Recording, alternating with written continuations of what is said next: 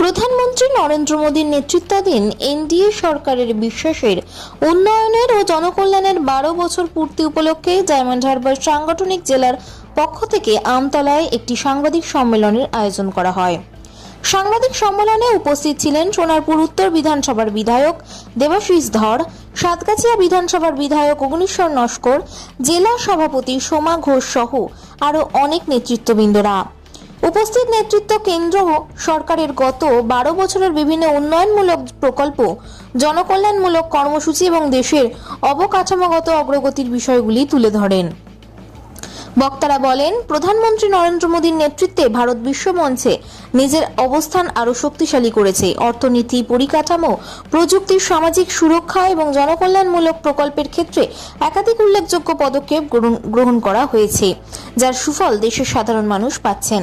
এদিনের সাংবাদিক সম্মেলনে কেন্দ্র করে সরকারের 12 বছরের সাফল্যের খতিয়ান তুলে ধরা হয় এবং বিকশিত ভারত এর লক্ষ্যে সরকারের বিভিন্ন উদ্যোগের কথা উল্লেখ করা হয়। নেতৃত্বের দাবি, বৈশ্বিক নানা চ্যালেঞ্জকে সুযোগে রূপান্তরিত করে প্রধানমন্ত্রী নরেন্দ্র মোদীর নেতৃত্বে দেশ দ্রুত গতিতে উন্নয়নের পথে এগিয়ে চলেছে এবং আগামী দিনে বিকশিত ভারতের সংকল্প বাস্তবায়নে আরও দৃঢ় পদক্ষেপ নেওয়া হবে। সাংবাদিক সম্মেলনে উপস্থিত নেতৃবৃন্দরা দেশের উন্নয়ন ও জনকল্যাণের ধারাবাহিকতা বজায় রাখতে কেন্দ্র সরকারের বিভিন্ন কর্মসূচির প্রতি সাধারণ মানুষের সমর্থন ও সহযোগিতার আহ্বান জানান। Bureau report 24x7 news Bengal. আপনাদের সকল মিডিয়া বন্ধুদের আমি অনেক শুধু আমি মহিলাদের ধন্যবাদ এবং শুভেচ্ছা জানাই আজকের এই প্রেস কনফারেন্সে উপস্থিত থাকার জন্য। আজকের যে বিষয়টি নিয়ে ডায়মন্ড হারবার সাংগঠনিক জেলা বিজেপির পক্ষ থেকে যে সাংবাদিক সম্মেলন আয়োজন করা হয়েছে, এই সাংবাদিক সম্মেলনের মূল বিষয়টি হলো ভারতবর্ষের যশস্বী প্রধানমন্ত্রী শ্রী নরেন্দ্র মোদীজির নেতৃত্বে কেন্দ্র সরকারের 12 বছর পূর্তি উপলক্ষে যে বিশ্বাসের উন্নয়নের ও জনকল্যাণের যে 12 বছর পূর্ণ হয়েছে, এই 12 বছর আমাদের কেন্দ্র সরকার যা যা জনকল্যাণমূলক প্রকল্পগুলি এনে ভারতবর্ষের মানুষের জনকল্যাণে অবিরত অবিচলভাবে ব্রতী হয়ে রয়েছেন, ওনার এই প্রকল্পগুলির সাফল্য সাধারণ মানুষের কাছে তুলে ধরতে এবং মাননীয় প্রধানমন্ত্রীজি ভারতবর্ষের ইতিহাসে ধারাবাহিকভাবে সর্বাধিক দিন ধরে 4399 দিন ধরে প্রধানমন্ত্রী থাকার যে অনন্য নজির সৃষ্টি করেছে, সেই বিবরণের জন্যই আজকের এই সাংবাদিক সম্মেলন। এই সাংবাদিক সম্মেলনে আমাদের মধ্যে উপস্থিত আছেন ডায়মন্ড হারবার সাংগঠনিক জেলার সম্মানীয় সভানেত্রী, জেলা সভানেত্রী আমাদের দিদি সোমা ঘোষ মহাশয়া। আমাদের মধ্যে উপস্থিত আছেন ডায়মন্ড হারবার সাংগঠনিক জেলার অন্তর্গত সাতগাছিয়া বিধানসভার নবনির্বাচিত বিধায়ক সম্মানীয় শ্রী অগ্নিশ্বর নস্কর মহাশয়। এবং আমাদের মধ্যে আজকে যিনি এই প্রেস ব্রিফিংটি বা সাংবাদিক সম্মেলনটি আপনাদেরকে ব্রিফ করবেন, আমাদের মধ্যে উপস্থিত আছেন সোনারপুর উত্তর বিধানসভা নবনির্বাচিত বিধায়ক এবং প্রাক্তন আইপিএস সম্মানীয় শ্রী দেবাশিস ধর মহাশয়। এই সাংবাদিক সম্মেলনটি শুরু করার আগে আমি দিদিকে কিছু বক্তব্য রাখার জন্য আমি অনুরোধ করব। ধন্যবাদ। নমস্কার। আমাদের মিডিয়া ইনচার্জ সম্মানীয় শ্রী অভিজিৎ মাঝি মহাশয়কে, আজকে আমরা সবাই জানি যে গত 10ই জুন প্রধানমন্ত্রীজির 12 বছর পূর্ণ হয়েছে এবং আমরা প্রত্যেকেই অবগত আছি যে যেভাবে 12 বছর উনি নিরলস পরিশ্রম করে জনগণের সেবা করে চলেছেন, যে প্রকল্পগুলো আমাদের মধ্যে সমস্ত কিছু দিয়ে যাচ্ছেন, প্রতিনিয়ত প্রতিদিন ওনার ওপর নির্ভর করে পুরো ভারতবর্ষ যেই রকম ভাবে স্বচ্ছভাবে চলছে, সেই প্রকল্পগুলো নিয়েই কিন্তু আজকে মূলত আমাদের একটা কর্মসূচি শুরু হয়েছে। সারা ভারতবর্ষ জুড়েই কিন্তু এই কর্মসূচি চলছে, আর আমাদের পশ্চিমবঙ্গেও শুরু হয়েছে সেটা, এবং তার অন্তর্গত ডায়মন্ড হারবার সাংগঠনিক জেলাতেও এই কর্মসূচি শুরু হয়ে গেছে। গত 5ই জুন বিশ্ব পরিবেশ দিবস ছিল। একটি প্রকল্প আমরা সবাই জানি, মায়ের নামে একটি গাছ। প্রত্যেক জায়গায় একটি করে মাকে যেমন আমরা শ্রদ্ধা সম্মান করি, সেইভাবে পরিবেশের ভারসাম্য বজায় রাখার জন্য আমরা জানি যে জায়গায় জায়গায় পরিবেশ পুরো দূষিত হয়ে গেছে, গাছপালা পুরো কেটে দেওয়া হয়েছে। তার জন্য মায়ের নামে যাতে আমরা একটি করে গাছ বসিয়ে সেটাকে যেন মায়ের মতো করে ভালোবেসে সেটাকে বড় করতে পারি, শ্রদ্ধা সম্মান রেখে বড় করতে পারি, সেইভাবে শুরু হয়েছে। পরপর কর্মসূচিগুলো চলছে। আজকে তারই বিবৃতি অনুসারে আজকে আমাদের এখানে আপনাদের ডাকা হয়েছে সাংবাদিক বন্ধুদের একটা সাংবাদিক সম্মেলন করার জন্য। মূলত যিনি দায়িত্বে আছেন, যাকে পাঠিয়েছেন রাজ্য থেকে, আমাদের প্রাক্তন আইপিএস এবং সোনারপুর উত্তরের সম্মানীয় বিধায়ক দেবাশিস ধর মহাশয়, এবং তার সঙ্গে আছেন আমাদের সাতগাছিয়া বিধানসভার বিধায়ক সম্মানীয় শ্রী অগ্নিশ্বর নস্কর মহাশয়। মূলত বিষয়টা ওনারাই রাখবেন, আমি ওনাদেরকে রাখার জন্যই বলছি। দেবাশিস বাবুর কাছে আমি পুরোপুরি দিয়ে দিচ্ছি। মিডিয়া বন্ধুরা এসছেন, তাদের সামনে আমরা যারা রয়েছি আপনাদের সকলের পরিচয় আপনারা অলরেডি পেয়ে গেছেন। যেটা আজকে আমাদের উদ্দেশ্য, যে মোদী সরকার, আমাদের মাননীয় প্রধানমন্ত্রীজি এই যে 12 বছর পূর্ণ করলো, তার কয়েকটা কন্টেন্ট নিয়ে আজকে আমরা আলোচনা করব। একটা বিশ্বাস এবং দ্বিতীয় হচ্ছে উন্নয়ন। আমরা যখন এই ডিসকাশনটা শুরু করব, একটা জিনিস জেনে রাখা দরকার যে 2014-তে যখন আমরা ক্ষমতায় আসি, মানে দেশের জনগণ গত 12 বছরে বারবার প্রমাণ করেছেন যে যে কোনো সিদ্ধান্ত যখন রাষ্ট্র স্বার্থে নেওয়া হয়, যখন সরকার কেবল শাসন নয় সেবার মাধ্যমেই এই ব্যাপারটা হয়ে ওঠে, এবং জনসমর্থন কিন্তু মানে জনগণের সমর্থন তার সাথেই থাকে, এবং সেই ভরসা এবং বিশ্বাস এই সরকারের প্রতি অটুট থাকে। আমরা যে বিগত 12 বছরের যাত্রা যখন দেখি, তখন জনগণ এবং নেতৃত্বের মধ্যে দিয়ে এই গড়ে ওঠা যে বিশ্বাস, একটা অটুট সম্পর্ক, সেটা দেশের দিক এবং দশা দুটোই কিন্তু বদলে দিয়েছে। এই বিশ্বাসটা শুধু প্রচারের মাধ্যমে হয়নি, কঠিন অনেক মানে আমাদের সময় এসছে যেখানে অনেক আপনারা জানেন যুদ্ধের সময় এসছে, কোভিড পিরিয়ড এসছে, ওয়ার্ল্ডে এখন বিভিন্ন কঠিন পরিস্থিতি চলছে। ঠিক সেই সময়ে রাষ্ট্র স্বার্থে যে সিদ্ধান্ত নেওয়া হয়েছে, রাষ্ট্র স্বার্থকে সর্বাধিকার দিয়ে এই নীতির সাথে কিন্তু জনগণও আমাদের পুরোপুরি সাথে থেকেছেন, এবং প্রত্যেকটি সিদ্ধান্তকে কিন্তু তারা সমর্থন করেছেন এবং পুরোপুরি আমাদের সাপোর্ট করেছেন। আজকে যে আমাদের যারা যুব সমাজ রয়েছে, যে ভরসা এই সরকারের প্রতি রেখেছে, এই সরকার এগিয়ে যাওয়ার ক্ষেত্রে তাদের একটা অসীম ভূমিকা আছে। নারীদের এই বিশ্বাস আছে যে রাষ্ট্র গঠনে তাদের অংশগ্রহণ অত্যন্ত গুরুত্বপূর্ণ। আপনারা দেখেছেন আজকে আমাদের নারী শক্তি কোথায় কোথায় পৌঁছেছে। আমাদের দেশের যিনি রাষ্ট্রপতি, যার কথায় সরকার আমাদের সিগনেচার হয়, যার জন্য সরকারের সমস্ত কিছু আমরা গভর্নমেন্ট অর্ডার থেকে সবকিছু হয়, নারী শক্তির মাধ্যমেই কিন্তু হয়। এবং আপনারা এটাও দেখেছেন যে আমাদের এই সরকার একমাত্র এই 33% রিজার্ভেশন বিলটা সংসদে পাস করতে গিয়েছিল। দুর্ভাগ্যজনক ভাবে যারা বিরোধী শক্তি রয়েছে তারা এতটাই তাদের রাজনৈতিক যে অভিসন্ধি এতটাই খারাপ, আমাদের নারী শক্তিকে সেই জায়গায় পৌঁছতে দেয়নি। কিন্তু আমরা ভবিষ্যতে এটা করেই ছাড়বো। এরপরে যেটা একটা খুব বড় গুরুত্বপূর্ণ, আজকে জানেন আমরা পশ্চিমবঙ্গের সাথে সাথে 22টি রাজ্যে আমাদের এখন এনডিএ সরকার চলছে, এবং কেন্দ্রশাসিত অঞ্চলও তার মধ্যে রয়েছে। এই রাজনৈতিক বিস্তার কিন্তু এটা জনগণের বিশ্বাসের একটা প্রতিফলন। আমরা কিছু ঐতিহাসিক জনমত এবং কৃষকদের সম্মান, যেটা 2014 সালে যখন দেশের জনগণ প্রথম মাননীয় প্রধানমন্ত্রী নরেন্দ্র মোদীজিকে আশীর্বাদ দিয়ে দেশ সেবার জন্য দিল্লিতে পাঠান, তখন তিনি যে নিরলস পরিশ্রম করে আজ পর্যন্ত 12টি বছর কেটে গেছে, এবং সেই ভরসা যে আজকে সৃষ্টি করেছেন, সেই ভরসা কিন্তু শুধু ভারতীয় জনতা পার্টির কোটি কোটি যে সমর্থক রয়েছে তাদের আত্মসমর্পণ বা জনগণের প্রতি সমর্পণ, সেটা শুধু নয়, জনগণকে ভরসা জুগিয়েছেন এবং জনগণও এর পরিপ্রেক্ষিতে সরকারের প্রতি ভরসা জুগিয়েছে।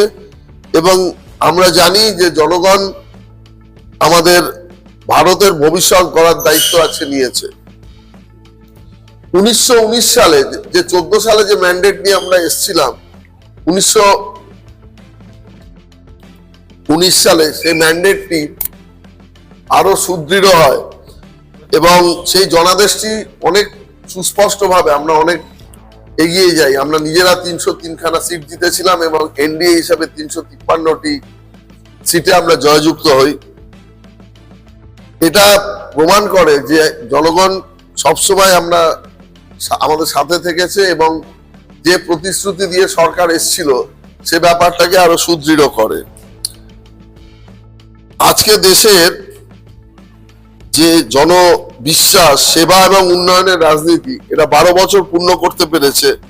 এই পরিবর্তন আত্মবিশ্বাস, মজবুত নেতৃত্ব এবং জনগণের অটুট বিশ্বাসের সাথে যুক্ত।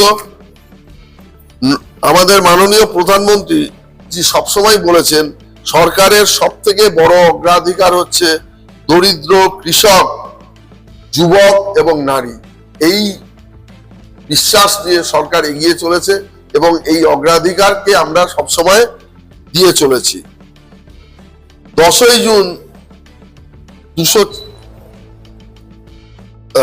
2024 যখন তিনি টানা তৃতীয়বারের জন্য শপথ নিলেন, প্রথম যে ফাইলটা স্বাক্ষর যখন করেন, সেই ফাইলটি কোনো ক্ষমতা বা পদের সাথে যুক্ত ছিল না।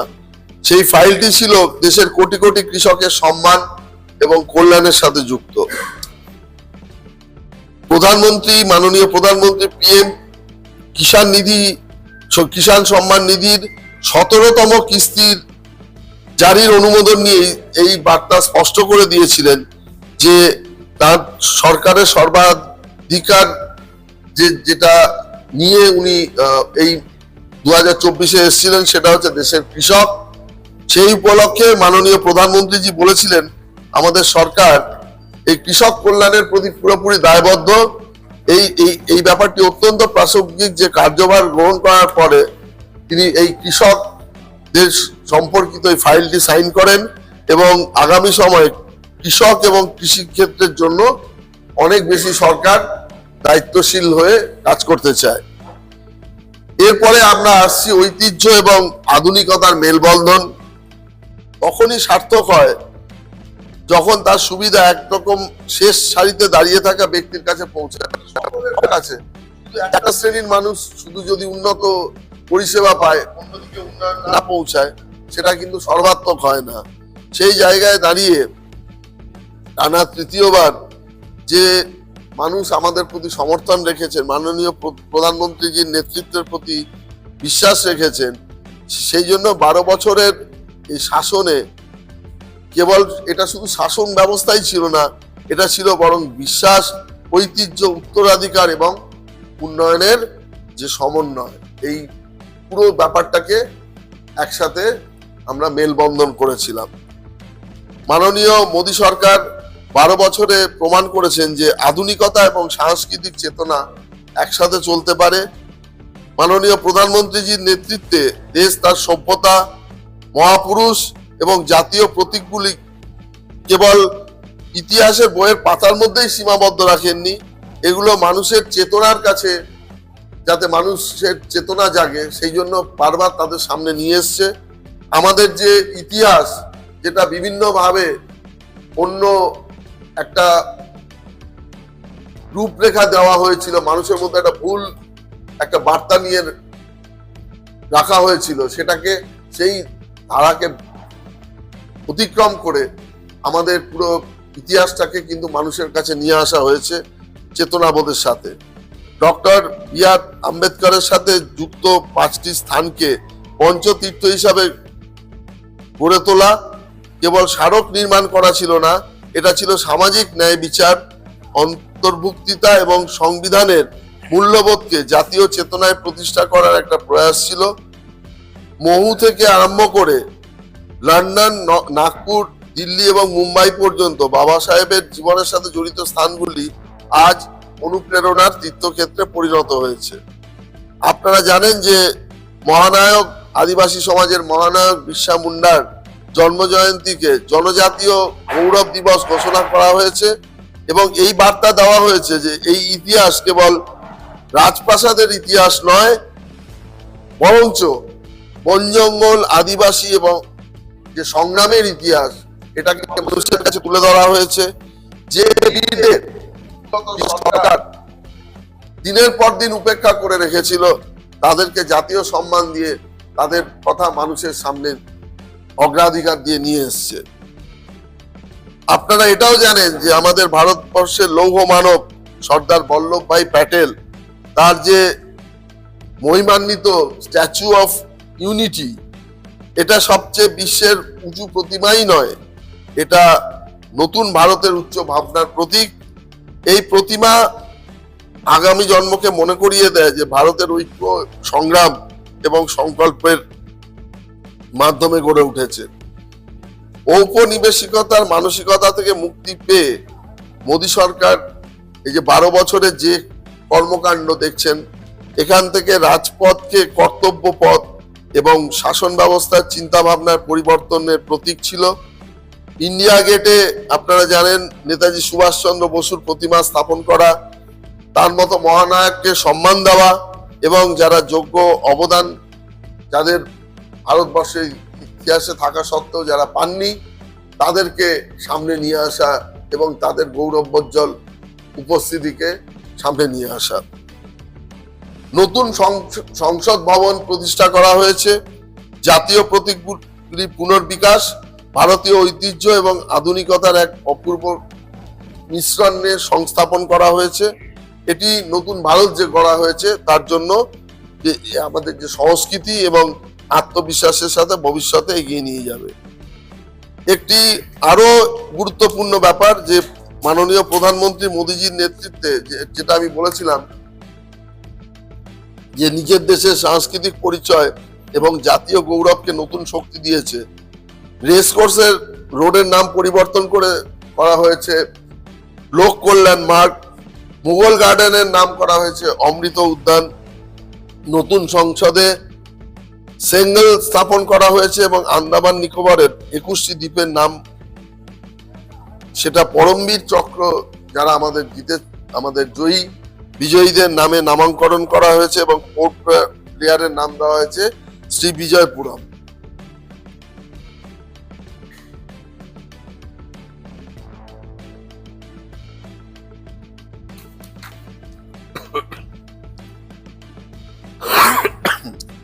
আমরা একমাত্র সরকার যারা দেশকে মা হিসাবে পূজা করি এবং আমরা দেশকে ভারত মাতা বলে অভিহিত করি। সেই ভারত মাতার স্মারক মুদ্রা জারি করে জাতীয় অস্মিতাকে সম্মান জানানো হয়েছে। এই সমস্ত পদক্ষেপ 2035 সালের মধ্যে উপনিবেশিকতা থেকে সম্পূর্ণভাবে মুক্তি পাবে এবং ভারতের সাংস্কৃতিক চেতনার পুনর্জাগরণের সংকল্পকে প্রতিফলিত করা হবে। আমাদের বীর সৈন্যদের সম্মানে নির্মিত যেটা ন্যাশনাল ওয়ার মেমোরিয়াল, এই জাতীয় চেতনার প্রতীক। এই স্মারক কেবল পাথরেরই কাঠামো নয়, যারা অমর বলিদান দিয়েছেন দেশের জন্য, তাদের গল্প এবং যারা দেশের প্রতিরক্ষায় সর্বদা নিয়োজিত ছিলেন, তাদের সর্বস্ব উৎসর্গ করেছেন। আমাদের মাননীয় মোদী সরকার জাদুঘর, আদিবাসী জাদুঘর এবং সাংস্কৃতিক কেন্দ্রগুলোর বিস্তারের মাধ্যমে ভারতের গৌরবময় ইতিহাসকে নতুন প্রজন্মের কাছে পৌঁছে দেওয়ার কাজ করেছেন। এবার আমরা চলে আসছি যে বিশ্বের দরবারে আমরা কি কি ভারত প্রভাব রেখেছে। 12 বছরে আমরা দেখেছেন বৈশ্বিক মঞ্চেও ভারত অভূতপূর্বভাবে আমাদের মর্যাদা বৃদ্ধি পেয়েছে। ভ্যাকসিন মৈত্রী যেটা ছিল, আমরা কোভিডের সময় শুধু নিজেরা এই যে সংকটকাল সেটাকে অভূতপূর্বভাবে এটাকে মানে ট্যাকল করা হয়নি, পৃথিবীর 99টা দেশকে এই ভ্যাকসিনের ডোজ পৌঁছে দিয়েছিল আমাদের এই সরকার। ভারত এটা প্রমাণ করেছে কেবল নিজের জন্যই ভাবে না, মানবতার জন্য, জাতীয় মানবতার জন্য ভারত সর্বদাই চিন্তিত। এবং এই সংকটের সময় যে এই কাজটি করেছে সেটা বিশ্বের দরবারে প্রশংসিত হয়েছে। মোদী সরকারের নেতৃত্বে বৈশ্বিক মঞ্চ একটা নতুন উচ্চতায় পৌঁছেছে। G20 সফল সভাপতিত্ব, আপনারা দেখেছেন G20 আমরা এবার সফলভাবে আমরা করতে পেরেছিলাম। 39টি নতুন দূতাবাস স্থাপন করা হয়েছে এবং 70 লক্ষ কোটি টাকার FDI এ কথাই প্রমাণ করে দিচ্ছে আজ বিশ্ব ভারতের ওপর বিশ্বাস করে, ভারতের পাশে দাঁড়িয়ে আছে এবং ভারতের ভবিষ্যৎ বিনিয়োগ এই জিনিসটা কিন্তু ভবিষ্যতে মানে তো দূরের কথা, বিগত কোন সরকার এই যে 70 লক্ষ কোটি টাকার FDI কখন আমরা এটা ভাবতে পারি। বৈশ্বিক বাণিজ্যে ভারতের অংশীদারিত্ব বাড়াতে আমরা বিশ্বের 38টি দেশের সাথে মোট 9টি মুক্ত বাণিজ্য FTA করেছি, যার জন্য শিল্প ও কৃষকদের জন্য বিশ্বের একটি বিশাল বাজার উন্মুক্ত হয়েছে।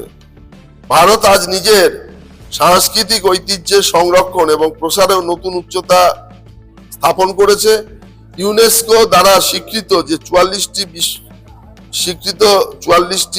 বিশ্ব ঐতিহ্যবাহী স্থান, যেটা আমরা ওয়ার্ল্ড হেরিটেজ সাইট বলি, যার ফলে ভারত এশিয়া প্যাসিফিকের অঞ্চলে 2য় স্থানে পৌঁছতে সম্ভব হয়েছে।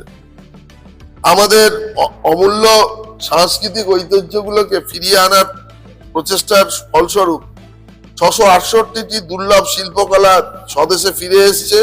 177টি দেশ 21শে জুনকে আন্তর্জাতিক যোগ দিবস হিসাবে উদযাপনে সমর্থন দিয়েছে, যা আমাদের সভ্যতা, আমাদের যে সনাতনী সংস্কৃতি এবং এই কালচার আমরা বিশ্বের দরবারে তুলে নিয়ে আসতে পেরেছি। যে আমাদেরই সবকিছু ছিল সেটাই কিন্তু ঘুরে আবার আমাদের কাছেই ফিরে এসছে এবং প্রত্যেকটি আন্তর্জাতিক মহল এটার কিন্তু স্বীকৃতি দিয়েছে। মাননীয় প্রধানমন্ত্রীজি বিভিন্ন দেশ থেকে 32টি আন্তর্জাতিক সম্মান পেয়েছেন। তা কেবল তার ব্যক্তিগত অর্জন নয়, বরং এই সম্মান 140 কোটি যে ভারতবাসী রয়েছে তারই প্রতীক এবং এই ভারতবাসী সামর্থ্য এবং ক্রমবর্ধমান বৈশ্বিক সম্মানের প্রতীক। আজ যে বৈশ্বিক সমীক্ষাগুলো বিভিন্ন জায়গায় দেখাচ্ছে সেগুলোতে দেখাচ্ছে মাননীয় প্রধানমন্ত্রীজি পৃথিবীর সব থেকে জনপ্রিয়তম গণতান্ত্রিক নেতা হিসাবে সবচেয়ে সমান মানে প্রথম সারিতে রয়েছেন। এবং সেটা কোনো প্রচারের জন্য নয়, তার যে জনগণের প্রতি বিশ্বাস, স্বচ্ছ নেতৃত্ব এবং সর্বাগ্রে রাষ্ট্র স্বার্থ, এই তিনের ফলে তিনি কিন্তু এই সম্মান আন্তর্জাতিক স্তরে নিজেকে তুলে নিয়ে যেতে পেরেছেন।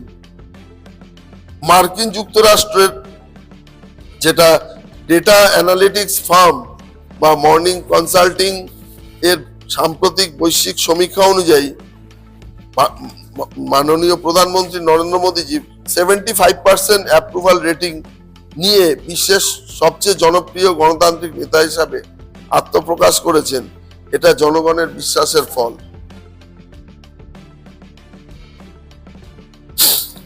আমাদের যেটা সড়ক যোগাযোগ ব্যবস্থা, প্রধানমন্ত্রী 2000 সালে মাননীয় তৎকালীন প্রধানমন্ত্রী অটল বিহারী বাজপেয়ীজি গ্রামীণ সড়ক যোজনার মাধ্যমে যে ভিত্তিপ্রস্তর স্থাপন করেছিলেন, তা মোটামুটি যে গ্রামের যে চেহারা সেটা পুরোপুরি বদলে যায়। এই যে যোগাযোগ ব্যবস্থা, আজকে আপনারা জেনে আনন্দিত হবেন, এখন পর্যন্ত 4 লক্ষ কিলোমিটার রাস্তা, পাকা রাস্তা তৈরি হয়েছে। এই 4 লাখ কিলোমিটার কেবল গত 12 বছরেই তৈরি হয়েছে, তো রাজ্যে চলছে। সেগুলো এই রাজ্যেও খুব শিগগিরই এটা চালু করা হবে। এখন যে পুরনো প্রকল্প ম্যাক্সিমাম, এখানে বেশ কিছু প্রকল্প আসতে দেয়নি, আর যে প্রকল্পগুলো চলছে সেগুলো নাম পাল্টে দিয়ে, অরিজিনালি কেন্দ্রীয় সরকারেরই প্রকল্প, সেগুলো নাম পাল্টে দিয়ে বিভিন্ন অন্য নামে চলছে। এখন যেভাবে চলছে সেভাবে চলবে, আর যেটা অরিজিনাল যে প্রকল্প সেটা এটাকে টেক ওভার করে নেবে। আর বাকি যে প্রকল্পগুলো চালু হয়নি সেটা আমরা ওয়াইড সার্কুলেশন করছি জনগণের মধ্যে। আপনারা জানেন যে প্রজেক্ট ডাইরেক্টর যিনি মানে আমাদের জেলায় একজন করে আছেন, তার কাছে সমস্ত প্রকল্পের লিস্ট আছে।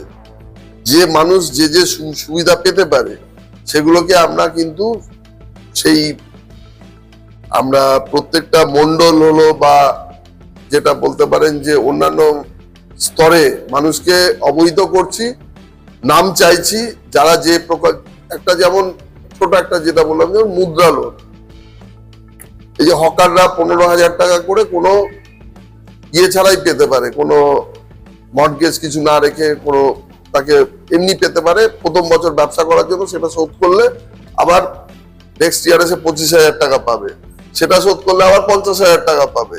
তো এটা তো অনেকে এক একটা ব্লকে যদি এটা একটা মিউনিসিপ্যালিটি এরিয়ায় ওয়ার্ডে 30 জন এই সুবিধাটা পেতে পারে। তো 30টা মানুষ যদি ধরুন এইভাবে নিজেরা স্বনির্ভর হয়ে ব্যবসা শুরু করতে পারে, সেটা আমাদের এই সরকার কোনোদিন করতে দেয়নি। এই যে বিশ্বকর্মা যেটা থমকে ছিল, এরকম বিভিন্ন লোন বলুন, স্কলারশিপ বলুন, বিভিন্ন জন্ম থেকে মৃত্যু পর্যন্ত জাতি, ধর্ম, বর্ণ নির্বিশেষে বিভিন্ন লোকের জন্য বিভিন্ন প্রকল্প রয়েছে।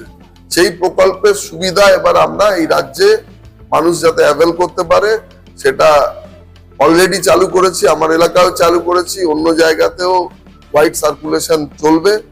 আমরা চাইবো যে মানুষ যেন কেউ বসে না থাকে, প্রত্যেকে যে যেটা পাওয়ার পেয়ে যাতে নিজেকে কোনো না কোনো ভাবে, কারণ একটা জিনিস খুব ভুল ইন্টারপ্রেট করা হয় যে আমরা যেটা বলেছি 1 কোটি মানুষকে 5 বছরে চাকরি দেওয়া হবে।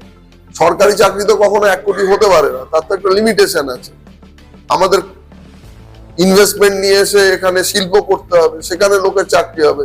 শিল্পর সাথে যুক্ত হয়ে অনেক মানুষকে তারা বিভিন্নভাবে চাকরি পাবে। প্লাস যেটা কেন্দ্রীয় সরকারের স্বনিযুক্তি প্রকল্প আছে, সেগুলোর মাধ্যমেও যে মানুষের আয় আসবে বা মানুষ নিজে স্বনির্ভর হবে, এইভাবে যদি আমরা দেখি সেটা তখন দেখবেন যে সেই এফেক্টটা কিন্তু 1 কোটি হবে কি আরো বেশি হবে।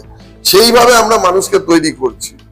তো মানুষকে আমরা চাই, যেহেতু সরকারের প্রথমবার এসছে, আমাদের দলের লোকেরাও হয়তো সবটা জানে না, এবং কোথায় এতদিন যেহেতু সরকারি অফিসাররাও কোনোদিন এই সিস্টেমের সাথে অ্যাকাস্টম ছিল না, এতদিন করতে দেয়নি, ফলে তারাও এটা এখনো কোনোদিন পায়নি এই প্রকল্পগুলো। ফলে আমাদের সকলকে এখন একসাথে মিলে কাজ করতে হবে যাতে মানুষের কাছে সর্বাধিক পরিষেবা পাওয়া যেতে পারে। বিজেপি বলে কারোর জন্য আলাদা নয়, আইন যে হাতে তুলবে, মানে বিজেপি হোক আর তৃণমূল, এক্ষেত্রে আমাদের মাননীয় রাজ্য সভাপতি যেটা বলেছেন যে আমাদের দল কখনো এগুলো সমর্থন করে না, আমাদের দল মানুষের উন্নয়নের সাথে রয়েছে এবং এটাতে বিশ্বাস করে। আমি প্রথমত হচ্ছে যারা ওই 4 তারিখে 12টার পরে আবির মেখে আর ওই মানে কমলা উত্তর দিয়ে তারা নিজেদের বিজেপি বলে দাবি করছেন, দল তাদেরকে কোনোভাবেই অন্তর্ভুক্ত করেনি, এবং তারা যদি কোনো মানুষের উপর অত্যাচার করেন আইন যথেষ্ট কঠোর ব্যবস্থা নেবেন। এবং এটাও স্পষ্ট বলে দেওয়া হয়েছে যে আগে যে ঘটনাগুলো ঘটেছে রিভেঞ্জের জায়গাটার থেকেও, যে ধরুন পোস্টাল ভায়োলেন্সে বা অন্যান্য সময় যে আমাদের লোকেরা ক্ষতিগ্রস্ত হয়েছে, সেই প্রত্যেকটি কেসে আপনারা দেখছেন যে প্রশাসন এখন অতি দ্রুত ব্যবস্থা নিচ্ছে এবং প্রত্যেকটি জিনিসের মানে এক্সাম্পলারি পানিশমেন্ট যেটা হতে পারে সেটা দেওয়ার জন্য ব্যবস্থা করছে। ফলে এই ধরনের কোনো ঘটনা যদি ধরুন কেউ আগে আক্রান্ত হয়েছে, সত্যিকারে অনেক লোক যারা পোস্টাল ভায়োলেন্সে পরিবারের লোক মার্ডার হয়েছেন, তাদের অঙ্গহানি হয়েছে, বিভিন্ন ভাবে তাদের বাড়িঘর জ্বলে গেছে, পুড়ে গেছে, সবকিছু হয়ে গেছে, যে কেসগুলোতে ব্যবস্থা নেওয়া হয়নি, প্রশাসন কিন্তু অত্যন্ত তৎপর হয়ে সেই ইয়েতে ব্যবস্থা নেবেন। আমরা কাউকে আইন হাতে তুলে নেওয়ার পরামর্শ দিচ্ছি না। আইন সকলের জন্য সমান, যে আইন ভাঙবে তার জন্য প্রশাসন ব্যবস্থা নেবে। পৌরসভার বিভিন্ন ওয়ার্ডে এটা কোনো রকম দেখা দিচ্ছে। মানুষ যারা আছেন, জনগণ যারা আছেন, তারা কোনো পরিষেবা পাচ্ছেন, তার কাছে যাবে। এটা পরিষ্কার, আমাদের মাননীয় মুখ্যমন্ত্রী এ ব্যাপারে গাইডলাইন দিয়ে দিয়েছেন। পৌরসভাতে যদি ঠিকমতো কাজ ম্যাক্সিমাম জায়গায় করছেন, আপনি ঠিকই বলেছেন, 80% জায়গায় ঠিকমতো কাজ হচ্ছে না। সেক্ষেত্রে পুরসভায় এক্সিকিউটিভ অফিসার বলে একজন সরকারি আধিকারিক রয়েছেন, আরো বিভিন্ন ইঞ্জিনিয়াররা রয়েছেন, বা যারা লোয়ার লেভেলে যারা কাজ করেন তারা সরকারি কর্মচারী। তাদের মাধ্যমে যতদিন পরিষেবা সেই এরা দিচ্ছে না, সেগুলো নিতে হবে। আর যদি এরপরে দীর্ঘদিন তারা এইভাবে ডিফাল্ট থাকেন বা অনুপস্থিত থাকেন, সেক্ষেত্রে পরবর্তীকালে পুরসভাকে ভেঙে নতুন করে আমাদের ভাবতেই হবে। আপাতত এটাই বলতে পারি, যিনি এক্সিকিউটিভ অফিসার রয়েছেন তার কাছে প্রত্যেকে যোগাযোগ করুন, তিনি এই পরিষেবাটা চালু করবেন। শাস্তিও তাকে পেতে হবে। এবার এমন কাজ যদি করেছেন উনি যদি ওনাকে পালিয়ে বেড়াতে হয়, তার দায়িত্ব তো কি, হ্যাঁ মানুষকে সেটা ভুগতে হবে, এটা এখন কিছু করার নেই। সেটা আইনগতভাবে আমরা পরবর্তীকালে সেটার মানে এক্সপ্লানেশন নেব। মানুষ সত্যি তার ইয়ে পাচ্ছেন না, কিন্তু যে কাজ করেছেন সেক্ষেত্রে তাদের তো আমি মানে অন্য কিছু ইয়ে দেখছি না। মানে তাদের জন্য জেলই একমাত্র উপযুক্ত জায়গা, এর বাইরে আমি কোনো জায়গা দেখতে পাচ্ছি না। সরকারি তৃণমূল সরকারের যে পথশ্রী প্রকল্প ছিল, বলা হচ্ছে যে বিভিন্ন রাস্তা কোনো রকম টেন্ডার ছাড়াই করা হচ্ছিল, এবং দেখা গেছে তৃণমূলের কোনো একজন নেতা, তারাই তাদের পরিচিত লোকদের নিয়ে কাজগুলো করাচ্ছে, যে কাজগুলো আজকে পুরোটাই কমপ্লিট হয়। মানে আমরা বিভিন্ন জায়গায় যারা কাজ করেছেন কন্ট্রাক্টরদের সাথেও কথা বলেছি, তাদেরকেও জোর করে বা কোন রকম যেটা বললেন টেন্ডার ছাড়া এই কাজগুলো করানো হয়েছে। এটা আশ্বাস দেওয়া হয়েছিল, করে দাও, যে আমরা তো চলে আসছি, আবার এটা করে নেব। সেটার ক্ষেত্রে আমরা ইনভাইট করছি যে কমপ্লেন যেগুলো আসবে তার ভিত্তিতে আমরা সরাসরি ব্যবস্থা নেব। শুধু পথশ্রী প্রকল্প নয়, এই যে আপনারা দেখবেন শহরাঞ্চলে অমৃত যেটা জলের ইয়ে আছে, এবং ওই জল জীবন মিশন, এত খারাপ কাজ হয়েছে, এবং করতে গিয়ে অর্ধেক রাস্তা ভেঙে, মানে এমন রাস্তা আছে মিউনিসিপ্যালিটির মধ্যে, পঞ্চায়েতের মধ্যেও আছে, আপনি সাইকেল বা মোটরসাইকেল নিয়েও যেতে পারবেন না। মানে আপনি অটো বা টোটো করে গেলে সেটা পাল্টি হয়ে যাবে, খুবই খারাপ অবস্থা। তো সেক্ষেত্রে এই ব্যাপারগুলোতে এটুকু বলতে পারি, এই ব্যাপারটা আরো মানে গভীরে গিয়ে আলোচনা মানে দেখা হচ্ছে, এবং এক্ষেত্রে যে যারা দুর্নীতি করেছেন, যাদের প্রত্যেকটি পুরসভা বা পঞ্চায়েত এলাকায় দেখবেন একজন করে কন্ট্রোলার রয়েছে তৃণমূলের, তার কথাতে, যিনি ওখানকার ওই যেমন আমাদের জাহাঙ্গীর, তারপরে এই যত এরকম ছিল আমাদের ওখানে নজরুল আলী মন্ডল, মানে তারা পুরো জিনিসটাকে কন্ট্রোল করতো। আমরা এই পুরো গ্যাংটাকে ডিটেক্ট করে এর বিরুদ্ধে খুব কড়া অ্যাকশন নিতে চলেছে। যে বিজেপি এমনই একটা দল, বিজেপি সকলের ওপরেই নজর রাখে, যে যা করছে।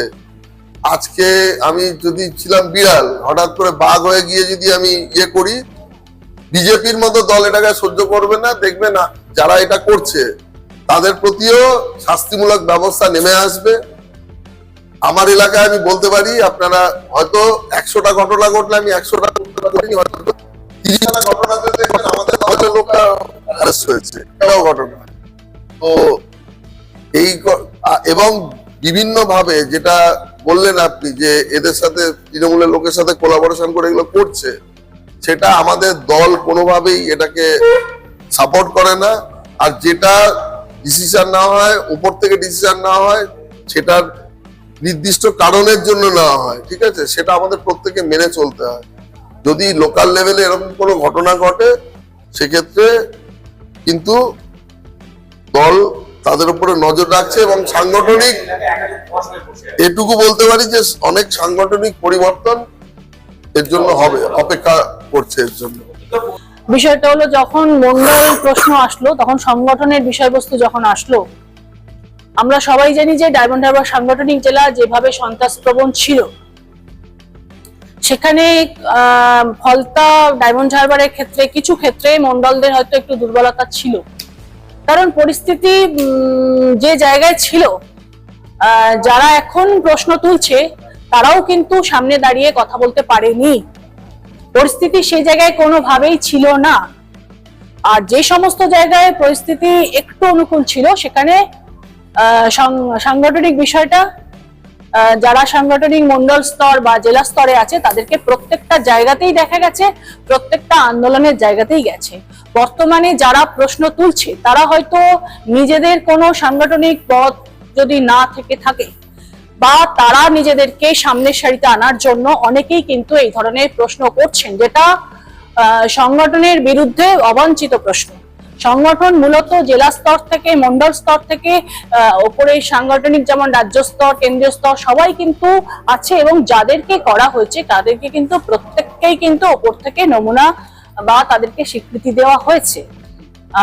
সেই ক্ষেত্রে দাঁড়িয়ে যদি কেউ এই ধরনের কাজকর্ম করে থাকে, তাদেরকে আমরা জানি এখানে ছাড়পত্র কেউ পায় না, সেটা রাজ্য স্তরেরই হোক আর সেটা জেলা স্তরই হোক আর যেটা মন্ডল স্তরই হোক, বা বর্তমানে নির্বাচিত প্রতিনিধি যারা হয়েছেন, জনপ্রতিনিধি হয়েছেন, তাদেরকেও সবাইকে কিন্তু একটা আতশ কাচের মধ্যে দিয়ে দেখা হচ্ছে। যদি কোথাও কোনো ভুলভ্রান্তি কেউ করে থাকে, সেটা যেখান থেকে যথাযোগ্য জবাব পাবার নিশ্চয়ই পাবে। এক্ষেত্রে সাধারণ মানুষ যেভাবে প্রশ্ন তুলছে, বা আমি যাদেরকে এরকম ধরনের প্রশ্ন তুলতে দেখছি, তারা কিন্তু সংগঠনের বাইরে থেকেই প্রশ্নটা তুলছে, এবং সাংগঠনিক ভাবে কিন্তু 4 তারিখের পরে অতি ভয়ঙ্কর বিজেপি তারা তৈরি হয়েছে, নিজেদেরকে প্রমাণ করার চেষ্টা করছে যে তারা বিজেপির একটা বড় অংশ। ধন্যবাদ।